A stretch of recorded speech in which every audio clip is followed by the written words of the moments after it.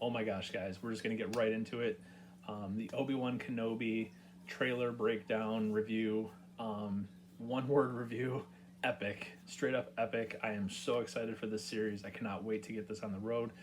Um, I, it sucks that it's a while away. It's still six weeks away. So I'm ready to watch the show now. Um, oh my gosh, I hit on so many points.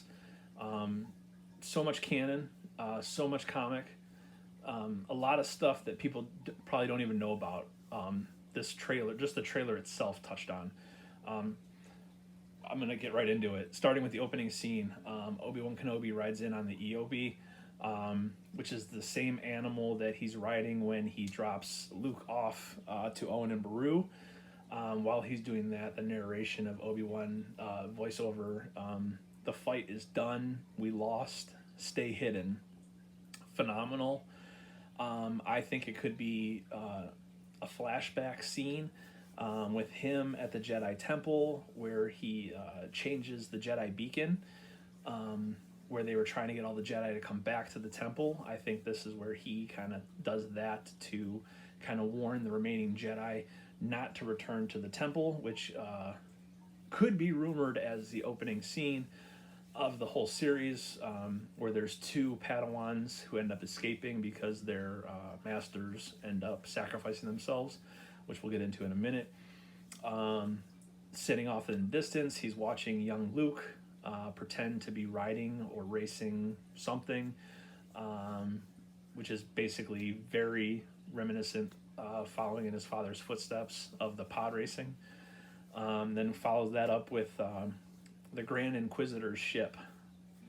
Looks amazing in live action as it approaches the Inquisitorius headquarters.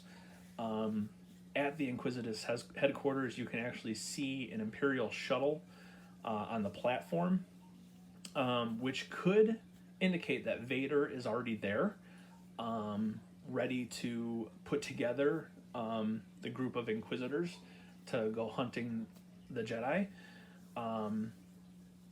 And we all know, if you don't know, now you know, the Inquisitors are a group of Jedi that used to be Temple Guards, that have been turned to the dark side. The Grand Inquisitor reveal was fantastic. I thought it looked very good for live action.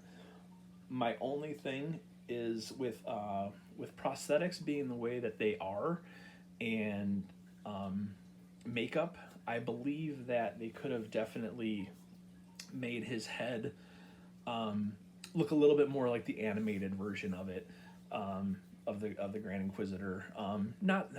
But you know what? I'm not gonna nitpick that. It would have been cool if they did. I'm fine without it.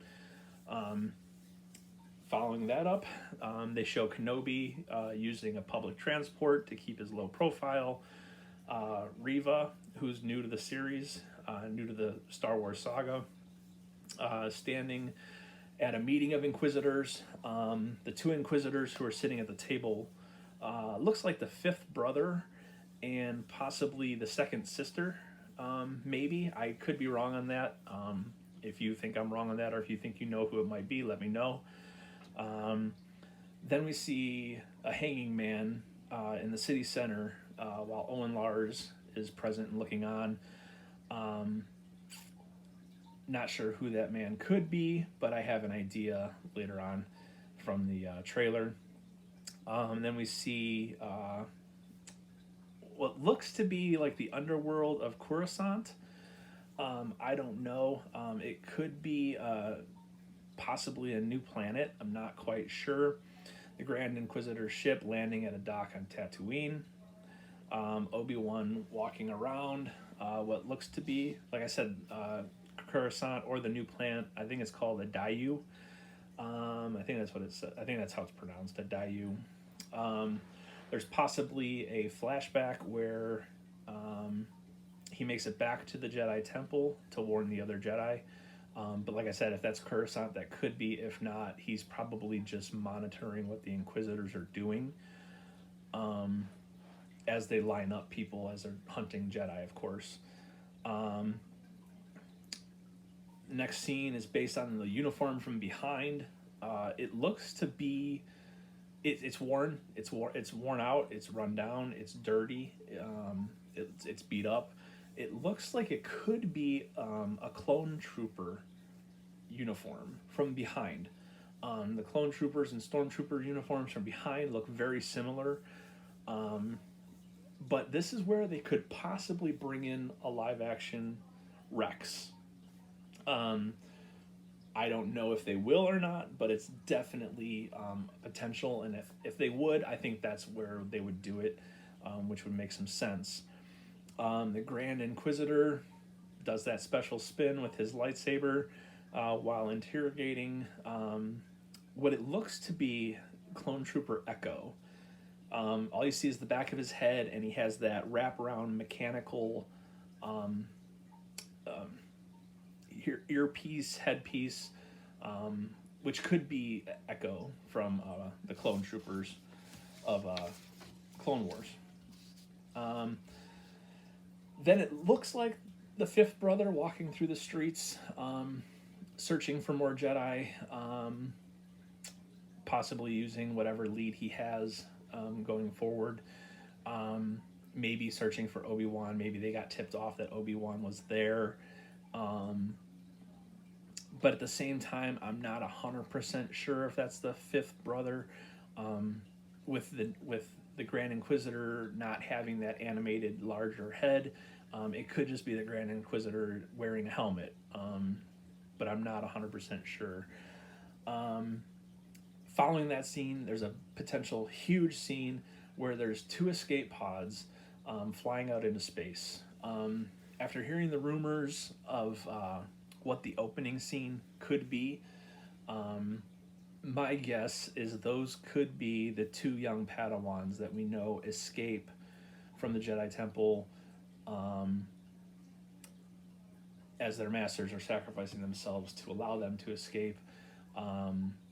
Now, my guess, this is a wild guess here, I think those 2 potential Padawans could be a young Grogu and a young Kanan, which I think would fit in perfect to the timeline. I want to say one of the Padawans who escapes is rumored to be in his early-ish 20s, and I think Kanan would be perfect in there. And then Reva confronts a civilian in the marketplace, and I think that's who the person is that's hanging at the end of that scene, where Owen is looking on, and the townspeople are looking on, and they're kind of in disbelief of what just happened. Either that, or she's force choking him up in the air, but his feet aren't moving at all, at least in the scene that we got in the trailer. And then the next scene after that, you see the Jedi inscription on the wall. This one has me a little stumped as to who it could be who's reaching out and touching the wall. It could be anybody. It's most likely Obi-Wan, which would make sense. It looks like it could be a glove hand. The hand looks like it's dark or gloved, so that could be Vader. It could be, but I'm not 100% sure. That one has me a little stumped because there's not a lot of other stuff to go off of.